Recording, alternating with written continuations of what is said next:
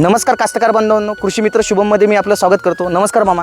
तर मामांनी एक जुगाड बनवलेलं आहे, ते म्हणजे हळदीचे खतं आपण टाकतो ते मातीआड झाली पाहिजे, म्हणजे मातीमध्ये मिक्स होऊन ते वाया न जाता आपल्या हळदीपर्यंत पूर्ण पोहोचले पाहिजे.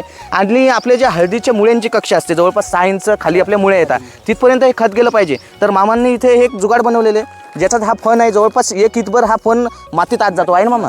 आणि हा आत गेल्यामुळे जे खत आहे आपलं ते वर न पडता जवळपास आपलं कमीत कमी 30 म्हणजे 4 ते 6 इंच मातीच्या खोल पडते. आणि ते जर खोल पडलं तर त्याचे फायदे काय असतात मामा? सगळ्यात मी त्यातलं दाना पण वर राहत नाही, त्याचे घटक आहे ते पूर्ण दमून जमीत राहतात, पूर्ण पिकाला भेटतात. हां, म्हणजे 100% खत आपल्या पिकांच्या कक्षेत पडते.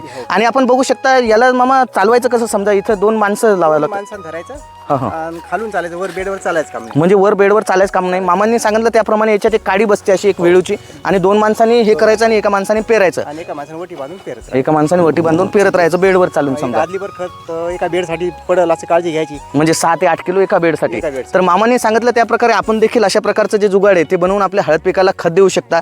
आणि जास्तीत जास्त खत द्यायच्या ऐवजी फक्त 2च पोते एक रेट. हां, मामांनी सांगितलं त्याप्रमाणे 5च्या जागी 2च पोते द्यायचे खताचे, पण माती आड करून द्यायचे. उघडं राहिलंच नाही पाहिजे. उघडं राहिलं नाही पाहिजे, बरोबर. कारण की धाड्या पाणी वगैरे जर झाला तर पूर्ण वाया जाते. पूर्ण वाहिलं. धन्यवाद मामा.